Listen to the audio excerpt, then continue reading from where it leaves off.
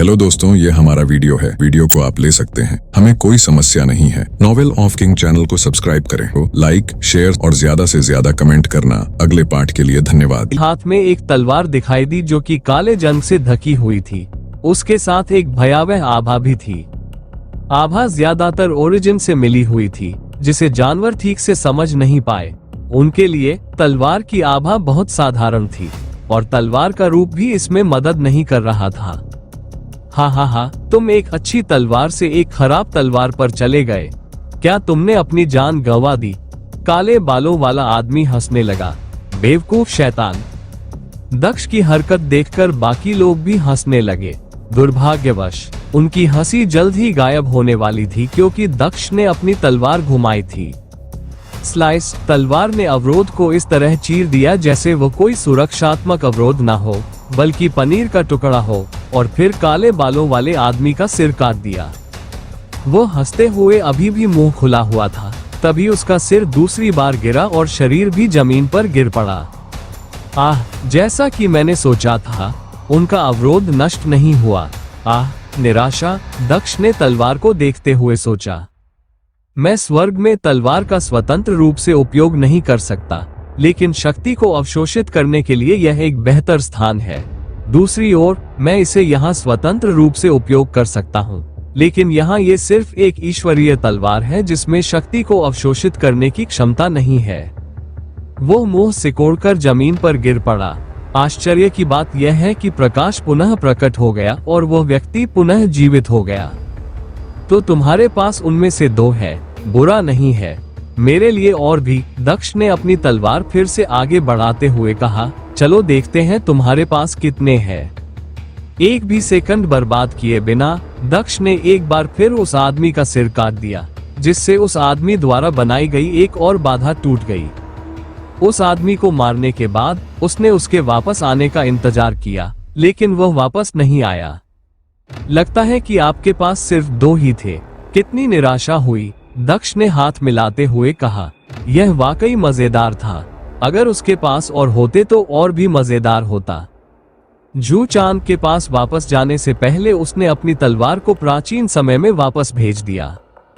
उन्होंने जू चांद से कहा, मुझे नहीं लगता कि वह हमें परेशान करने के लिए वापस आएगा। हम काम जारी रख सकते हैं। जू चांद ने अपना सिर हिलाया, अभी भी मृत व्यक्ति को देख रहा था। तुमने मुझे निश्चित रूप से आश्चर्यचकित कर दिया। तुम बहुत अच्छे हो। शायद तुम वास्तव में स्वर्गीय जनरल की तरह ही शक्तिशाली हो, उसने कहा।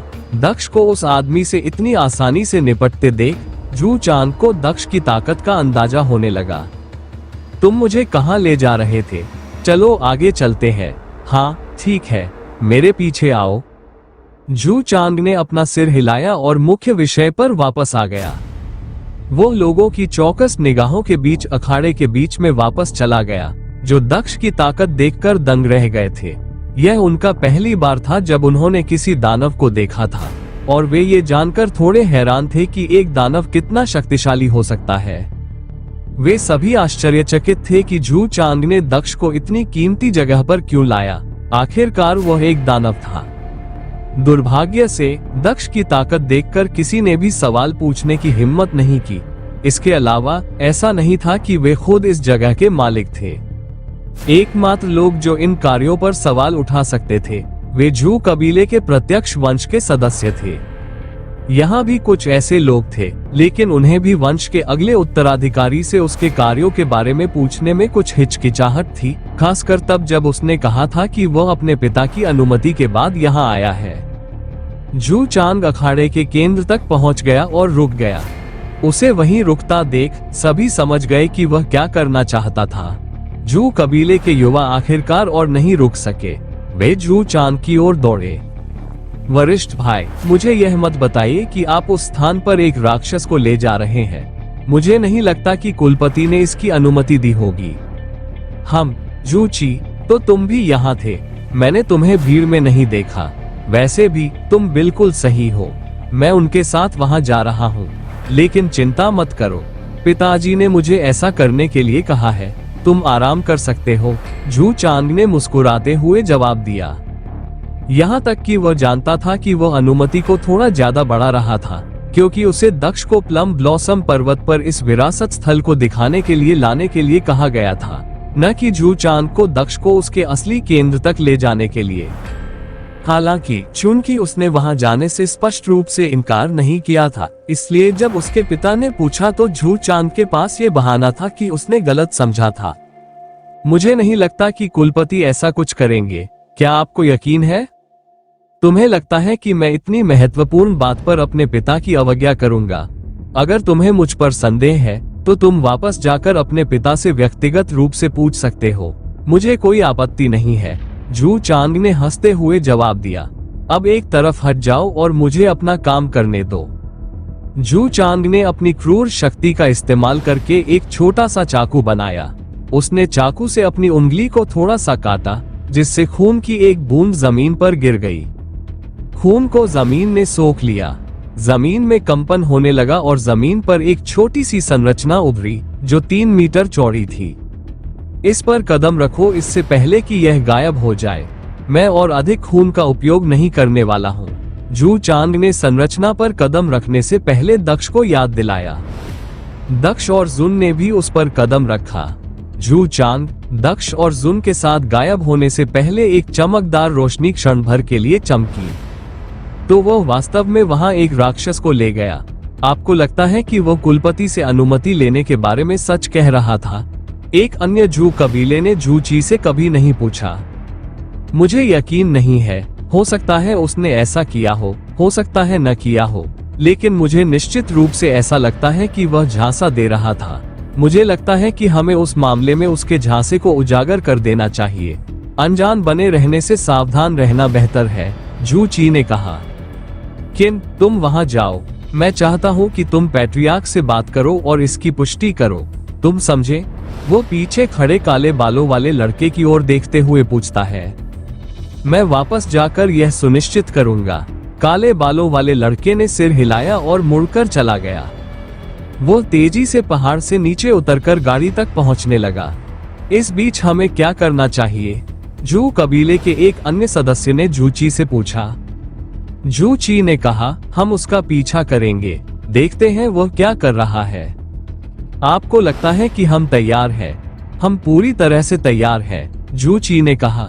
चलो बस अंदर चलते हैं। वो एक चाकू भी लाया और अपने हाथ पर हल्का सा वार किया, जिससे खून की बूंदें गिर गईं। वो संरचना फिर से प्रकट हुई। वे दोनों उस संरचना के अंदर चले गए और गायब हो गए। दक्ष और जू चांग एक कब्र जैसी जगह पर पहुंचे। उनके सामने सिर्फ एक गलियारा था जो उनकी नजरों से दूर तक फैला हुआ था। हम कहाँ हैं? दक्ष ने पूछा। ये प्लम ब्लॉसम माउंटेन पर सबसे महत्वपूर्ण स्थान है। काले कछुए की प्रजाति का कोई भी व्यक्ति अपने खून का उपयोग करके इस स्थान तक का रास्ता खोल सकता है, बशर्ते कि उनका रक्त शुद्ध हो, जू चांग ने बताया। उन्होंने आगे कहा, इसके अलावा यहाँ आने वाले लोग अपने वंश के अनुसार मकबरे के विभिन्न हिस्सों में खुद को पाते हैं। जू चांग ने हंसते हुए कहा, पिछली बार भी मैं इस जगह पर घूमने आया था। दुर्भाग्य से मेरे अंदर प्रवेश करने से पहले ही यह घटना घट गई और मुझे हमेशा के लिए प्रतिबंधित कर दिया गया। ऐसा लगा जैसे मुझे दूसरा मौका दिया गया हो।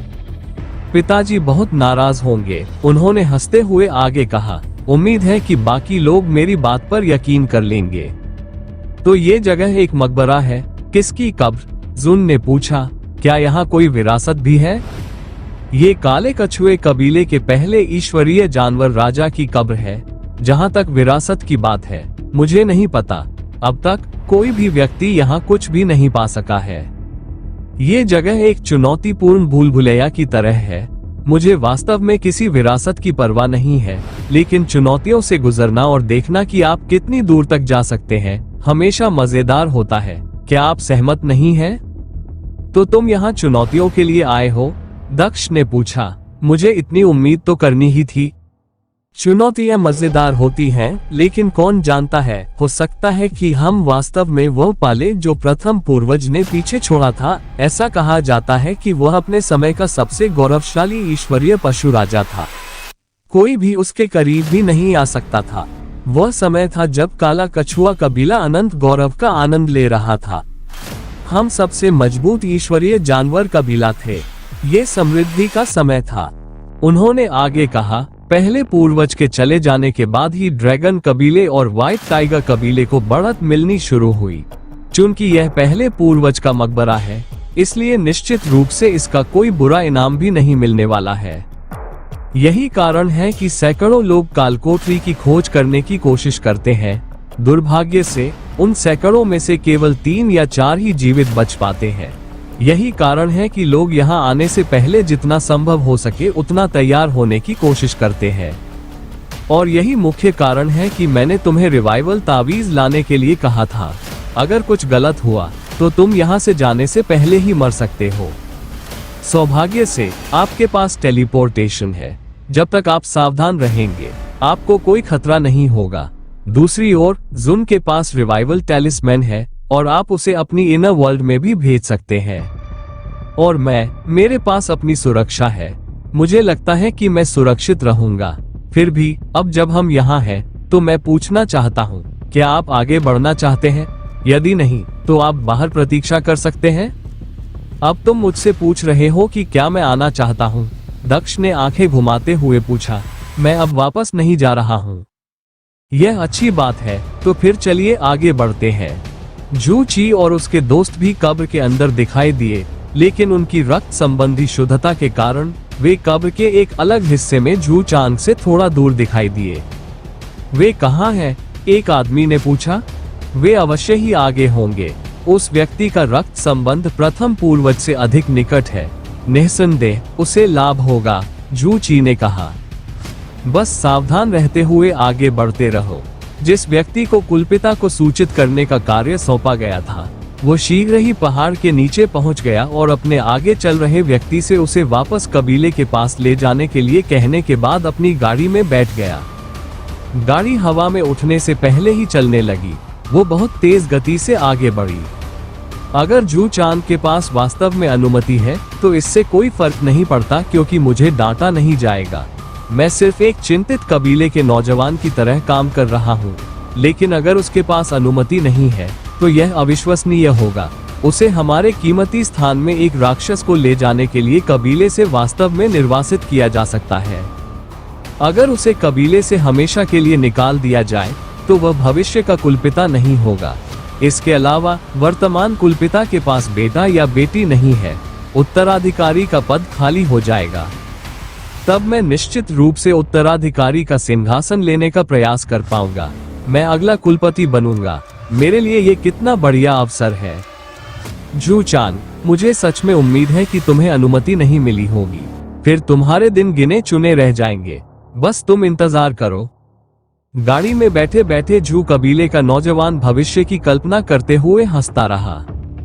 उसके सपने और कल्पनाएं जल्द ही टूट गईं, क्योंकि अचानक एक चीख ने उसे कल्पना की दुनिया से बाहर ला दिया। ये चीख उसके गाड़ीवान की लग रही थी, जो डर से भरा हुआ लग रहा था। चीख जल्द ही गायब हो गई। क्या हुआ? जू किन ने आश्चर्य से कहा। उसने दरवाजा खोलने से पहले तेजी से अपनी तलवार निकाली और गाड़ी से बाहर निकल गया। क्या? जब वो गाड़ी से बाहर निकला तो उसने देखा कि ड्राइवर पूरी तरह से गायब था। वो कहीं दिखाई नहीं दे रहा था। इसके अलावा दोनों पंख वाले घोड़े वहां शांति से खड़े थे, बिल्कुल भी हिल नहीं रहे थे। उसे आश्चर्य हुआ कि यहाँ क्या हो रहा है। ऐसा हो ही नहीं सकता कि गाड़ीवान पर हमला हो और घोड़े भी डरे हुए न हो। घोड़ों की शांति बता रही थी कि कोई गंभीर घटना नहीं हुई है, उन पर हमला नहीं हुआ है। क्या गाड़ी वाला हमें बेवकूफ बनाने की कोशिश कर रहा है? क्या यह मजाक है? अगर तुम मजाक कर रहे हो तो तुम्हें बहुत बड़ी सजा मिलेगी, जब तक कि तुम अभी सामने आकर माफी नहीं मांग लेते। बस इतना याद रखना, जू किन ने जोर से चिल्लाकर कहा। चेतावनी देने के बाद उन्होंने 1 मिनट तक इंतजार किया, लेकिन कोई प्रतिक्रिया नहीं हुई। अजीब बात है, वो इस शरारत को इतना आगे ले जाने की हिम्मत नहीं कर सकता। क्या सच में उसके साथ कुछ हुआ था? जू किन ने उलझन में पड़कर आसपास देखना शुरू कर दिया। चूंकि उसके नीचे जंगल था, इसलिए उसके लिए गाड़ीवान को ढूंढना मुश्किल था, क्योंकि हो सकता था कि वह छिपा हो। ठीक है, बाहर आओ। हम वादा करते हैं कि हम तुम्हें नहीं डांटेंगे। बस बाहर आओ, वह फिर चिल्लाया। अब भी कोई जवाब नहीं आया, लेकिन जब वो पीछे मुड़ा तो उसने देखा कि दोनों घोड़े अभी भी वहीं थे, लेकिन पूरी गाड़ी गायब हो गई थी। यह कोई शरारत नहीं लगती, ये कौन कर रहा है? उसने गुस्से में चिल्लाते हुए पूछा। स्विस, अचानक उसे अपने पीछे से आवाज सुनाई दी। उसने पीछे मुड़कर देखा, लेकिन वहां कुछ नहीं था। ईक, अचानक उसे घोड़ों की आवाज सुनाई दी, लेकिन जब तक वो उनकी ओर देखता, घोड़े भी गायब हो चुके थे। ठीक है, ये बहुत आगे जा रहा है। यदि तुम अभी बाहर नहीं आए, तो तुम सचमुच मेरे क्रोध का शिकार होगे। उसने अपनी तलवार उठाई। क्या ऐसा है? एक बार फिर उसके पीछे से एक गंभीर आवाज आई। जू किन ने अचानक पीछे मुड़कर देखा, उसे अपने पीछे कुछ भी नहीं मिला। हमेशा की तरह ही घमंडी हो तुम लोग, आवाज एक बार फिर आए, इस बार जू किन के ऊपर से। उसने ऊपर देखा लेकिन कोई नहीं मिला। ये कौन कर रहा है? वो गुस्से में चिल्लाया, छिपना बंद करो। यद्यपि उसने दूसरे व्यक्ति को छिपना बंद करने की चेतावनी दी थी, फिर भी उसने स्वयं की सुरक्षा के लिए एक दीवार खड़ी कर ली। अगर तुम ऐसा कहते हो, गंभीर आवाज फिर से आई। जू किन के ठीक सामने एक आकृति प्रकट हुई। उसका अवरोध अचानक टूट गया। केवल एक जोरदार चीख सुनाई दी, जो जू किन के साथ जल्द ही गायब हो गई। वहां कुछ भी नहीं बचा था, यहाँ तक कि एक भी सबूत नहीं कि जू किन कभी यहाँ था। हमेशा की तरह कछुए भी उतने ही स्वादिष्ट है। गंभीर आवाज में हंसी आई। कोई आश्चर्य नहीं कि मुझे उनके लिए इतनी लालसा है। वह आकृति गायब हो गई। काले कछुए के कबीले में कुलपिता ने पूरे राज्य की सुरक्षा बढ़ा दी थी। पहरेदारों को हर जगह तलाशी लेने और हर सुराग का पीछा करने के लिए कहा गया था। मुख्य कबीला इस समय किसी किले से कम नहीं था। जू चांद के पिता और उसके दो चाचा अपने कबीले के शीर्ष पर खड़े होकर शहर की ओर देख रहे थे।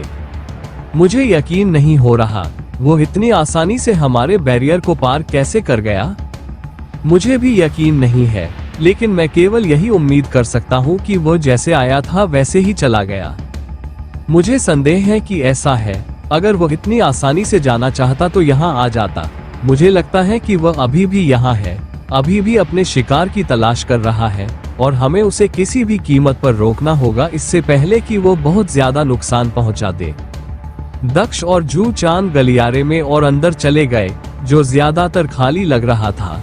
फिर भी जू चांद ने दक्ष को अचानक आने वाले जाल से सावधान रहने को कहा।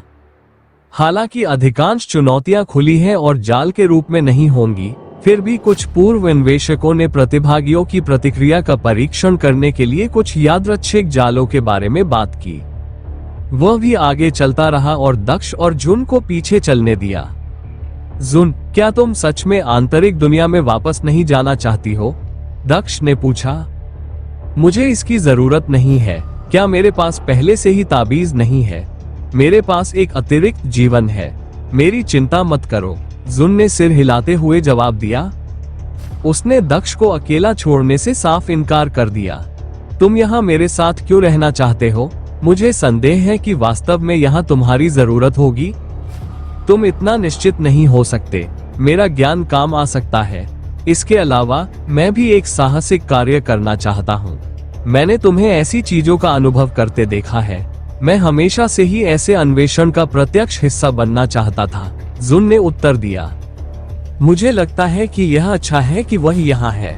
वह वास्तव में तावीज के साथ हमसे ज्यादा सुरक्षित है। इसके अलावा वह पीछे चल रही है। ज्यादा चिंता मत करो, जू चांद ने दक्ष से ये भी कहा, इस बात पर सहमति जताते हुए कि उसे ज्यादा खतरा नहीं था, कम से कम तब तक जब तक उसने एक बार अपने तावीज का इस्तेमाल नहीं किया था। जुन मुस्कुराता है, देखा, यही तो मैं भी कह रहा था। अब क्या तुम हो यही? क्या हुआ? दक्ष ने पूछा जब उसने देखा कि जून बीच में ही बोलना बंद कर दिया। दीवार पर लिखे शब्द ये ईश्वरीय जानवरों की भाषा की तरह नहीं दिखते, जुन ने बगल की दीवार की ओर इशारा करते हुए कहा। ये बिल्कुल सच है, ये हमारी भाषा नहीं है। मुझे आश्चर्य है कि यह कौन सी भाषा है। जू चेंग ने सहमति जताई। कब्र के इस हिस्से को देखना भी उसका पहला अनुभव था। वो दीवार के करीब चला गया और बोला, मैं यह भाषा नहीं पढ़ सकता। वह अपने स्थानिक भंडारण से कागज का एक टुकड़ा और एक कलम लाया और दीवारों पर जो कुछ भी देख रहा था उसे लिखना शुरू कर दिया। मुझे इसे नोट कर लेना चाहिए। मैं पिताजी को दिखा सकता हूँ और उनसे पूछ सकता हूँ कि उनका क्या मतलब है। उन्हें पता होना चाहिए कि यह किस भाषा में है। आपको इन्हें नोट करने की जरूरत नहीं है। मैं जानता हूँ कि ये किस भाषा में है। जुन ने दीवार पर लिखे शब्दों को देखते हुए कहा। कौन सी भाषा? जू चांग ने पूछा। जहां तक मैं जानता हूँ ये मानव भाषा भी नहीं है। मैंने उनका भी अध्ययन किया है। नहीं, यह निश्चित रूप से मानव भाषा भी नहीं है, जुन ने आह भरते हुए कहा। तो फिर यह कौन सी भाषा है? दक्ष ने पूछा। यह मूलतः प्राचीन भाषा है, जुन ने कहा। क्या तुम्हें कैसे पता? जहां तक मुझे पता है वह भाषा लाखों साल पहले पूरी तरह से लुप्त हो गई थी। उस भाषा का कोई रिकॉर्ड नहीं बचा है जिसे कोई पढ़ सके और समझ सके।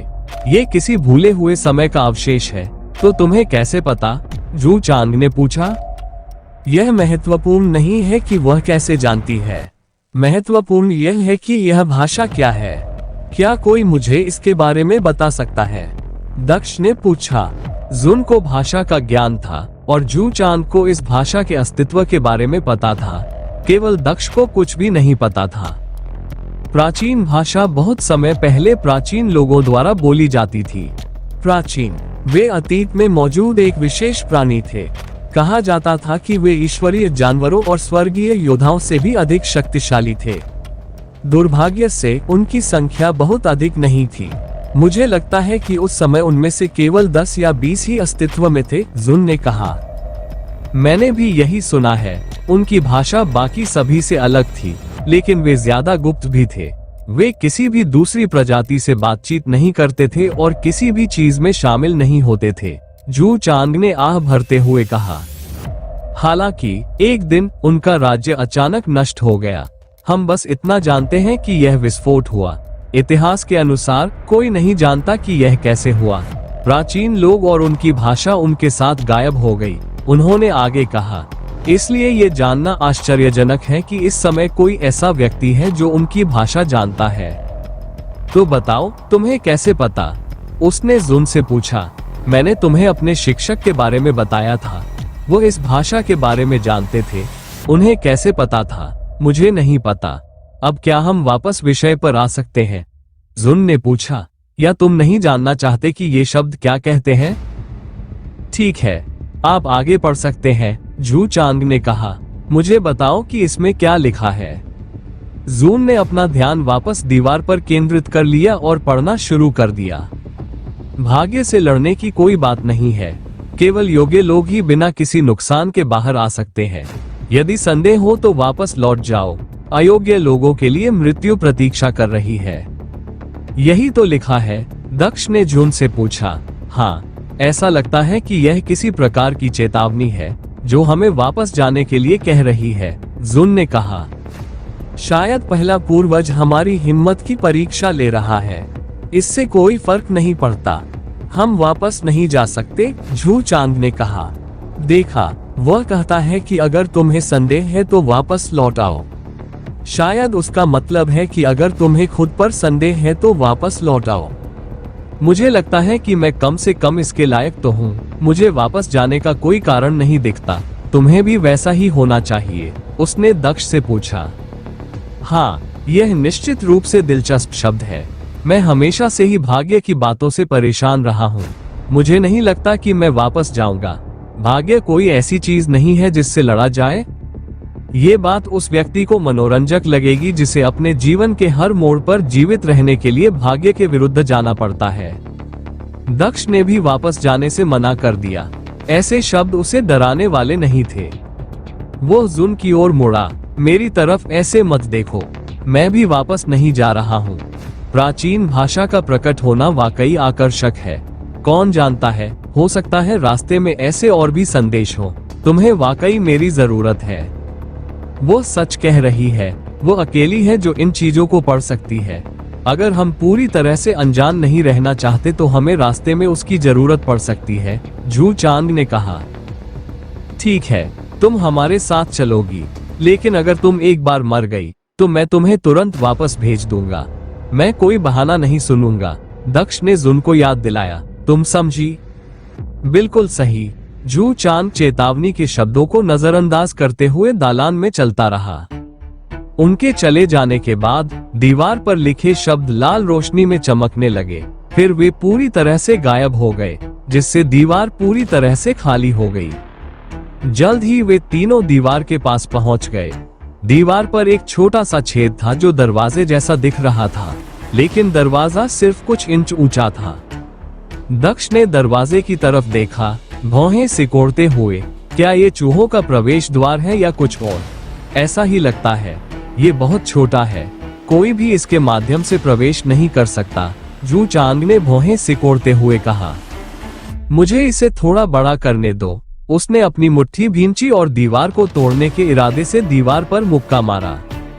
टक! अपनी पूरी ताकत लगाने के बाद भी वह दीवार को तोड़ नहीं पाया।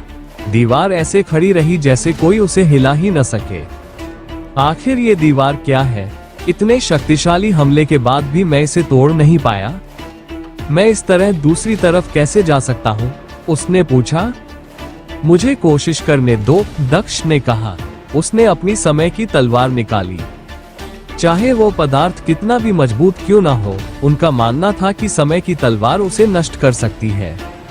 दक्ष को अपनी तलवार चलाने के लिए तैयार देखकर जू चांद उसके सामने आ गया। रुको, तुम खजाने का उपयोग नहीं कर सकते, क्यों? आपको क्या लगता है कि मैंने यहाँ अपने आत्मिक हथियार का इस्तेमाल क्यों नहीं किया? आप कब्र पर खजाने से हमला नहीं कर सकते, इसे अपमानजनक माना जाता है। इसके अलावा कब्र हमें इस अपमान के लिए बाहर निकाल देगी, जू चांद ने समझाया। इसकी वजह से हमारी यात्रा छोटी हो जाएगी, इसलिए कोशिश भी मत करना। ठीक है, दक्ष ने अपनी तलवार वापस भेज दी। तो फिर तुम ये कैसे करना चाहते हो? मैं दूसरी तरफ टेलीपोर्ट कर सकता हूँ, लेकिन मैं अपने पोर्टल का उपयोग किए बिना तुम्हें नहीं ले जा सकता। और मैं अपने पोर्टल को आपात स्थिति के लिए आरक्षित रखना चाहता हूँ। चिंता मत करो, मैं कोई रास्ता ढूंढ लूंगा। कोई रास्ता तो होगा ही, जू चांद ने कहा। मैं यह मानने से इनकार करता हूँ कि यह कोई अंत नहीं है। वो घुटनों के बल बैठ गया और छोटे दरवाजे से झांककर देखने लगा कि दूसरी तरफ क्या है। कुछ देखा? दक्ष ने पूछा। नहीं, वहाँ तो बस अंधेरा है, कुछ भी दिखाई नहीं दे रहा, जू चांद ने आह भरते हुए कहा। कुछ भी नहीं दिख रहा। दक्ष ने भौहें सिकोड़ते हुए नीचे जाकर देखा। तुम सही हो, मैं भी कुछ नहीं देख सकता। ऐसा लगता है कि मैं टेलीपोर्ट भी नहीं कर सकता। उसे सफलतापूर्वक टेलीपोर्ट करने के लिए दूसरी तरफ देखने की जरूरत थी। वह बिना देखे भी कोशिश कर सकता था, लेकिन ऐसा करने में जोखिम था। दक्ष ने बस अपना सिर हिलाया और आह भरी। हमें सचमुच कोई दूसरा रास्ता ढूंढना होगा। क्या तुम्हारे पास कोई विचार है? उसने जुन से पूछा। जुन ने अपना सिर हिलाया। मुझे यकीन नहीं है, यहाँ कोई सुराग नहीं है। अगले 1 घंटे तक जू चांद और दक्ष रास्ता खोजने की कोशिश करते रहे। उन्होंने दीवार की जांच की, कोई गुप्त स्विच या कुछ और खोजने की कोशिश की। उन्हें कुछ नहीं मिला। 1 घंटे की कड़ी खोज के बाद वे थककर दीवार के सामने बैठ गए। मुझे लगता है कि खजाने का इस्तेमाल करना ही एकमात्र रास्ता है, दक्ष ने कहा। और अगर हमें मंदिर से बाहर निकाल भी दिया जाए, तो क्या हम फिर से अंदर नहीं आ सकते? अगली बार जब हम आएंगे तो हमें टूटी हुई दीवार ढूंढनी चाहिए। हम नहीं आ पाएंगे। एक बार जब आप कब्र से बाहर निकाल दिए जाते हैं, तो आप फिर से नहीं आ सकते। चाहे आप कितनी भी बार अंदर घुसने की कोशिश करें, आपको बाहर निकाल दिया जाएगा, जू चांद ने कहा। शायद नियति नहीं चाहती कि हम अपनी खोज जारी रखें। भाग्य, दक्ष ने बड़बड़ाते हुए कहा। जो शब्द हमने पहले पढ़े थे, क्या वे इसी बारे में बात कर रहे थे? भाग्य से लड़ा नहीं जा सकता? कौन जानता है। मुझे तो बस इतना पता है कि मुझे कोई रास्ता नहीं दिख रहा है। मुझे ऐसा नहीं लगता मैं वापस जा सकता हूँ, लेकिन नियति के कारण मैं वापस नहीं जा सकता, दक्ष ने भौहें सिकोड़ते हुए कहा। वो खड़ा हुआ और अपनी समय की तलवार पुनः बाहर ले आया। मैं इसे नष्ट कर दूंगा। यदि भाग्य हमें रोकना चाहता है, तो मैं बाधा को नष्ट कर दूंगा। तुम क्या कह रहे हो? तुम बाहर निकाले जाना चाहते हो? कोई बात नहीं, नियति हमें रोकना चाहती है। इसलिए मैं इस बाधा को तोड़ दूंगा। सबसे अच्छा तो ये होगा कि मुझे बाहर निकाल दिया जाए, लेकिन तुम अपनी खोज जारी रखो। नियति हम दोनों को नहीं रोक सकती। दृढ़ संकल्प से भरे हुए दक्ष ने अपनी समय की तलवार घुमाई और अपने सामने की दीवार को चीर दिया। बूम! एक भीषण विस्फोट के बाद अटूट दीवार ढह गई। वो ढह गई, जिससे रास्ता खुल गया। आगे के मार्ग को छिपाने वाला अंधकार गायब हो गया तथा मार्ग प्रकाश से भर गया। दक्ष ने जून का हाथ पकड़ लिया, उसके साथ बाहर जाने के लिए तैयार था, लेकिन कुछ नहीं हुआ। उसने अपने आसपास का निरीक्षण किया, लेकिन उसे कोई स्थानिक विकृति नहीं मिली। उसे बाहर नहीं निकाला गया। बस सुनिश्चित करने के लिए उसने जू चांद की ओर देखने से पहले 10 मिनट तक इंतजार किया। क्या हो रहा है? मैं अपना खजाना इस्तेमाल करने के बाद भी यहाँ क्यों हूँ? मुझे कैसे पता चलेगा?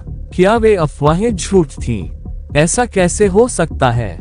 इतने सारे लोग झूठ नहीं बोलेंगे। यहाँ तक कि पिताजी ने भी मुझे अपने आत्मा के हथियार का इस्तेमाल न करने के लिए कहा था, और उस खजाने के कारण मुझे बाहर निकाल दिया जाएगा। ये झूठ कैसे हो सकता है? मुझे लगता है कि मैं समझ गया हूँ कि यहाँ क्या हुआ था, जुन ने मुस्कुराते हुए कहा।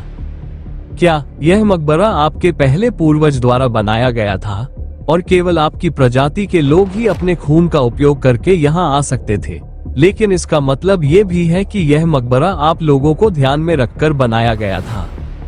मानवीय खजाने ईश्वरीय जानवरों के लिए बेकार है। आप उन्हें ऐसे खजाने भी नहीं मानते जिनका आप उपयोग कर सकते हैं। अतीत में भी यही स्थिति थी, या इससे भी बदतर। ईश्वरीय जानवरों के मन में मानवीय खजाने के लिए घृणा थी।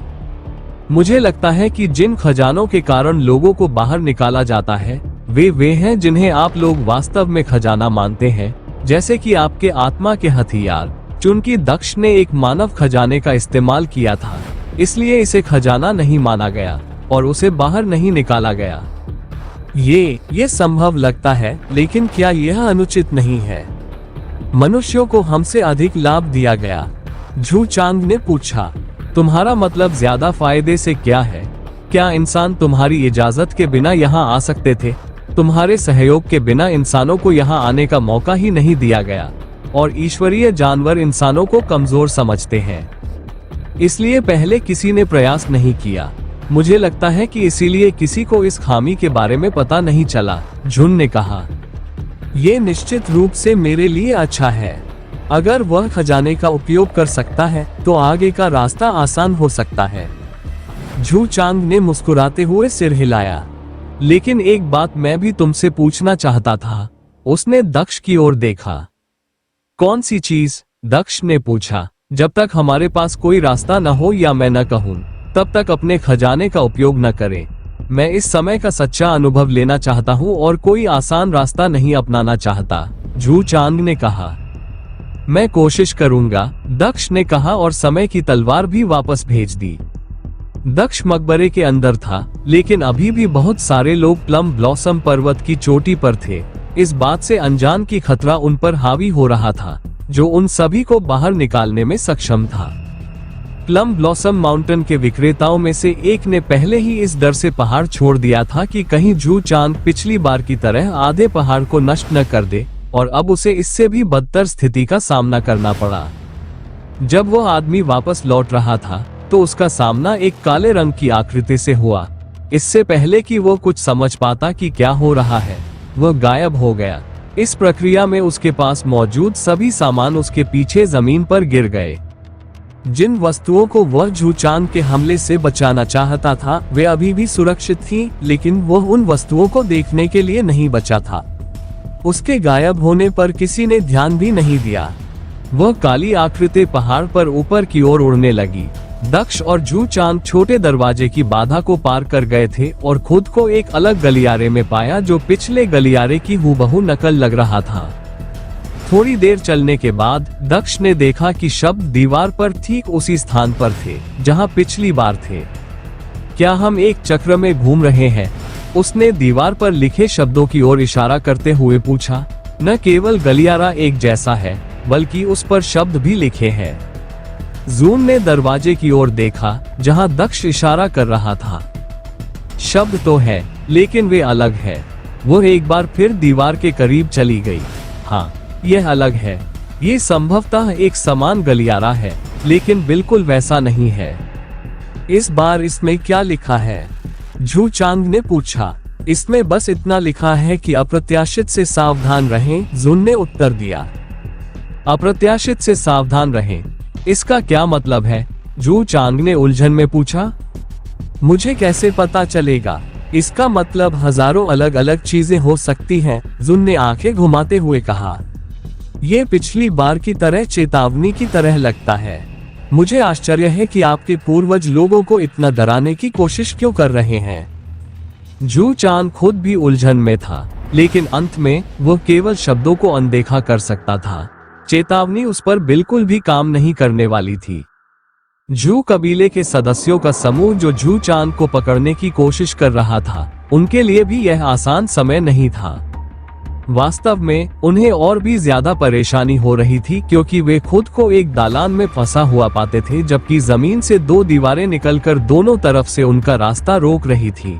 वे न तो पीछे जा सकते थे और न ही आगे। नोव एल बी जे एन एन। उन्होंने रास्ता खोलने के लिए अपनी ताकत का इस्तेमाल करने की कोशिश की, लेकिन इससे काम नहीं बना, जिससे उन्हें खजाने का इस्तेमाल करने के बारे में सोचना पड़ा।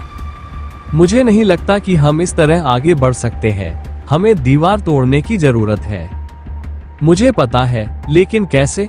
झू जी, अपने आत्मा हथियार का उपयोग करें और दीवार को तोड़ दें। क्या और हमेशा के लिए निर्वासित हो जाऊं? नहीं, धन्यवाद।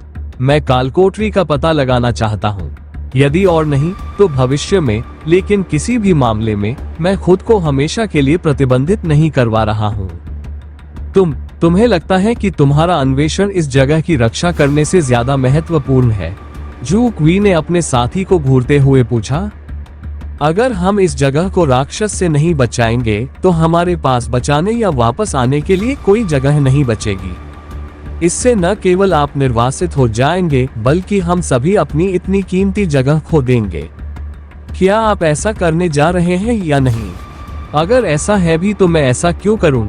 यहाँ तो हम बहुत सारे लोग हैं। तुम समझ ही नहीं रहे हो। तुम्हारे अलावा यहाँ बहुत से लोग हैं, लेकिन तुम सबसे कमजोर हो। अगर किसी को बलिदान देना चाहिए तो वो तुम हो। अगर हमें झू चांग से मुकाबला करना है तो हमें यहाँ सबसे मजबूत लोगों की जरूरत है। क्या तुम मुझे सबसे कमजोर कह रहे हो? बकवास। तुम्हें लगता है कि तुम नहीं हो। तुम हम में से किसे हरा सकते हो? झू ची ने युवक को घूरते हुए पूछा। अपना समय बर्बाद करना बंद करो और अपनी आत्मा के खजाने का उपयोग करो। जितना अधिक समय तुम बर्बाद करोगे, झू चांग उतना ही आगे निकल जाएगा। हाँ, बस एक बात याद रखना, अगर तुम ऐसा नहीं करते और तुम्हारी देरी की वजह से इस कब्र को कुछ हो गया, तो तुम भी इस त्रासदी में झू चांग की तरह दोषी होगे। हाँ, तुम ही अपराधी होगे और शायद तुम्हें इस राज्य से पूरी तरह से निर्वासित कर दिया जाएगा। क्या तुम ऐसा चाहते हो? यदि आप नहीं चाहते हैं तो आपको हमारी बात सुननी चाहिए। इस अन्वेषण का अवसर खोना अपना घर खोने से कहीं बेहतर है। जब भावनात्मक ब्लैकमेल से काम नहीं चला तो लोगों ने उसे परिणाम भुगतने की धमकी देनी शुरू कर दी। जिन लोगों के साथ वह यहाँ आया था, उनके हमले का सामना करते हुए झू जी को लगा कि वह सभी के द्वारा बलिदान किया जा रहा है, लेकिन वह ये भी जानता था कि अगर उसने अभी कुछ नहीं किया तो उसे जीवन भर बदनाम किया जाएगा। वह जोखिम नहीं उठा सकता था। ठीक है, मैं ये करूंगा। अंत में वह भी मना नहीं कर सका। इससे भी बुरा हाल झेलने से बेहतर है कि अवसर खो दिया जाए। उसने अपना आध्यात्मिक खजाना बाहर निकाला और दीवार पर हमला किया। बूम! आत्मा के हथियार के संपर्क में आने से दीवार टूट गई, लेकिन उसी समय आसपास के वातावरण में एक स्थानिक गड़बड़ी दिखाई दी, जिसने झू जी को घेर लिया। अन्य लोगों ने झू जी से दूरी बना ली ताकि उन्हें भी उसके साथ बाहर न निकाल दिया जाए। झू जी ने अपने दोस्तों की तरफ देखा और अपनी मुट्ठी को कुचल दिया। हालांकि उसे एहसास नहीं था कि वे ऐसा कर रहे हैं, फिर भी वह इस बात से बहुत दुखी था कि उसे बलिदान देने के लिए मजबूर होना पड़ा। उसकी आकृति गायब हो गई और वह प्लम ब्लॉसम पर्वत की चोटी पर पुनः प्रकट हुआ। जू जी के चले जाने के बाद जू क्वी और अन्य लोग अपनी खोज जारी रखने के लिए टूटी हुई दीवार के पार चले गए। जैसे ही वे सभी बाहर निकले, उनके नीचे का फर्श गायब हो गया, जिससे वे सभी नीचे गिर गए। लेकिन जितना अधिक वे बाहर उड़ने की कोशिश करते, उतना ही वे नीचे गिरते, क्योंकि एक अदृश्य शक्ति उन्हें नीचे खींच रही थी, जिससे उनकी उड़ने की क्षमता खत्म हो गई। कुछ ही देर में फर्श फिर से दिखाई देने लगा और उनका बाहर निकलने का रास्ता अवरुद्ध हो गया। हाँ, क्या? जैसे ही जू जी हंट माउंटेन पर दिखाई दिए, उन्होंने कुछ अजीब देखा। पूरा पहाड़ खाली था। जहां पूर्वजों की मूर्तियां होनी चाहिए थी, वहां मूर्तियां थी, लेकिन बस इतना ही था।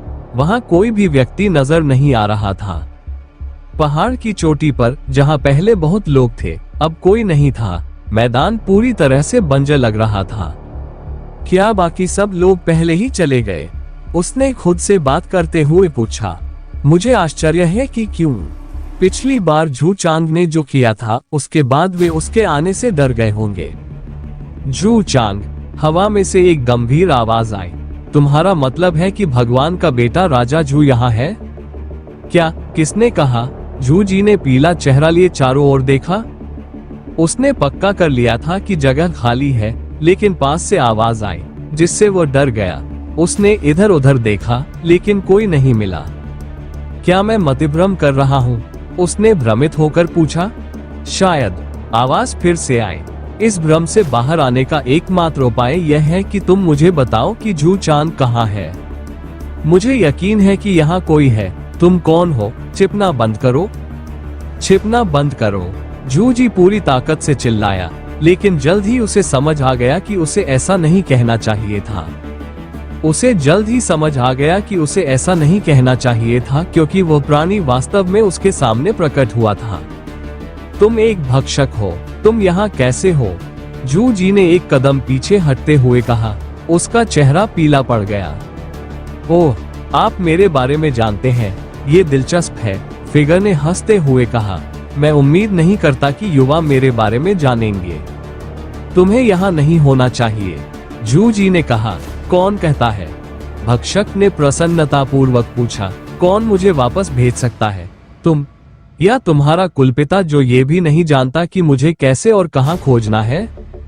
मैं वास्तव में अपना पेट भरने के बाद जाने के बारे में सोच रहा था, क्योंकि मैं उस बूढ़े आदमी से मिलना नहीं चाहता था।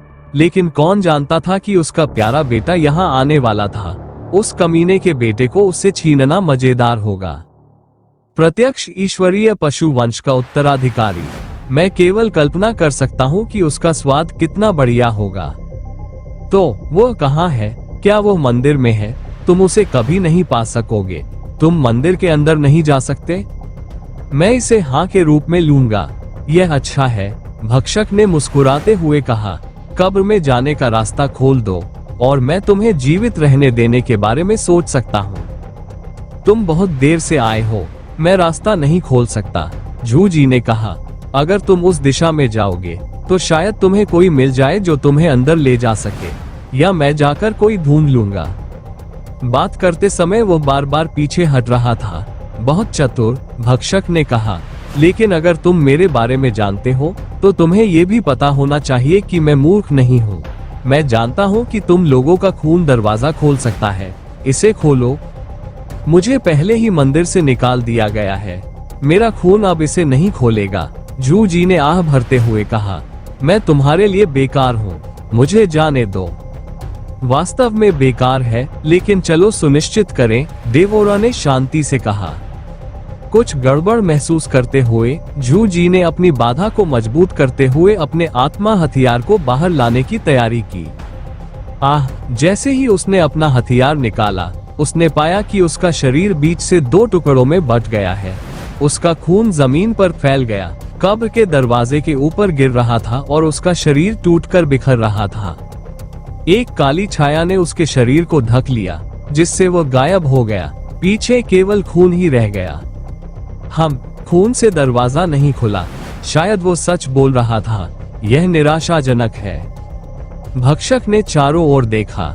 वहां एक भी प्राणी नहीं था। अगर मुझे पता होता कि काला कछुआ वारिस यहाँ है, तो मैं अपने लिए प्रवेश द्वार खोलने के लिए कुछ लोगों को जीवित छोड़ देता। अब मुझे दूसरा कहाँ ढूंढना चाहिए? जू चांद के बाहर आने तक यही प्रतीक्षा करनी चाहिए? इसमें कई दिन लग सकते हैं। तब तक ईश्वरीय कछुआ राजा भी व्यक्तिगत रूप से यहाँ आ सकता है। मैं इतने लंबे समय तक प्रतीक्षा नहीं कर सकता। मुझे रास्ता खोलने के लिए किसी और को ढूंढना होगा। वो किसी दूसरे व्यक्ति को खोजने के लिए उड़ चला। वो जिस तेजी से आया था उसी तेजी से पहाड़ से चला गया और खाली पहाड़ को पीछे छोड़ गया। काले कछुए कबीले में जू कबीले के मुखिया ने अभी अभी सुरक्षा की तैयारी पूरी की थी। इतनी सारी तैयारियों के बीच उसके पास अपने परिवार के बारे में सोचने का समय ही नहीं था। उनके अनुसार उनका परिवार अभी भी घर पर था। वो जू चांद को प्लम ब्लॉसम माउंटेन जाने की अनुमति देने के बारे में पहले ही भूल चुका था। उसकी पत्नी ली यी दक्ष के परिवार को कुछ शक्तिशाली कौशल सिखाने की कोशिश कर रही थी। तभी उसने कबीले के अजीब माहौल को देखा। सभी पुरुषों को कबीले से बाहर जाते देखा जा सकता था, जिससे उसे थोड़ा अजीब लगा। इसके अलावा कबीले की सुरक्षा भी बढ़ गई थी। अंत में वो किसी से पूछने का फैसला करने से खुद को नहीं रोक सकी कि आखिर क्या हो रहा है। मैंने तुम्हें जो सिखाया है तुम उसका अभ्यास करते रहो। मैं अभी वापस आऊंगी, उसने जाने से पहले दक्ष के परिवार से कहा। वो अपने पति को ढूंढने निकल पड़ी। कुछ लोगों से पूछने पर उसे पता चला कि वो कहाँ है। उसे बताया गया कि उसे आखिरी बार छत पर देखा गया था। वो छत पर गई और देखा कि उसका पति अपने 2 भाइयों के साथ वहां खड़ा था। वहां आप है ये, तुम यहाँ क्या कर रहे हो? मैं आपसे बात करने आया हूँ। मैं पूछना चाहता हूँ कि नीचे ये सारा हंगामा किस बात को लेकर है? कबीले की सुरक्षा में अचानक वृद्धि और ऐसी ही अन्य बातें, क्या हो रहा है? ली यी ने पूछा। ओह, यही तो समय की मांग है। इस समय हम आराम नहीं कर सकते, हमें सतर्क रहना होगा। किस बात के लिए अलर्ट? क्या हो रहा है? सीधे बोलो। किसी ने हमारे क्षेत्र में घुसपैठ की है और उस व्यक्ति में खतरा पैदा करने की वास्तविक क्षमता है। आप किसके बारे में बात कर रहे हैं? आपको किसने डराया होगा? मैं नहीं। मुझे नहीं लगता कि वह मेरे सामने आने की हिम्मत भी करेगा, लेकिन वह नागरिकों के लिए वाकई खतरनाक हो सकता है। तुम्हें भी उसे जानना चाहिए। वो भक्षक के नाम से जाना जाता है। भक्षक? वो शैतान? वो यहाँ है। सारे सुराग उसी की ओर इशारा कर रहे हैं। वह निश्चित रूप से यहीं घूम रहा है। कौन जानता है कि उसने अब तक कितने लोगों को मार डाला है। मैं नुकसान को सीमित करना चाहता हूँ और उसे ढूंढना चाहता हूँ, इसीलिए यहाँ इतनी सुरक्षा व्यवस्था है। मैं पूरे राज्य को अपने आदमियों से भरना चाहता हूँ ताकि उसके पास छिपने के लिए कोई जगह न हो। रुको, अगर वो यहाँ है तो तुमने जू चांद को बाहर क्यों जाने दिया? जू चांद? मैं उसके बारे में पूरी तरह से भूल गया। मैंने उसे प्लम ब्लॉसम माउंटेन पर जाने की अनुमति दी थी। बिल्कुल, अगर डेवोरा यहाँ है तो यह चांगेर के लिए खतरनाक हो सकता है। आप उसे जाने की अनुमति कैसे दे सकते हैं? शांत हो जाओ। जब मैंने डेवोरा को बताया तो मुझे उसके बारे में पता नहीं था। मुझे लगा कि यह सुरक्षित है। मुझे कैसे पता चलता? जाओ और उसे वापस लाओ अभी। आप जरूरत से ज्यादा प्रतिक्रिया कर रहे हैं। डेवोरा उसके लिए कोई खतरा नहीं है। तुम हमारे अपने बेटे की चिंता कैसे नहीं कर सकते? आगे बढ़ो और उसे वापस ले आओ। अगर उसे कुछ हो गया तो मुझे लगता है तुम्हें शांत हो जाना चाहिए। उसे कुछ नहीं होने वाला है। क्या आप जाकर उसे वापस लाएंगे या नहीं?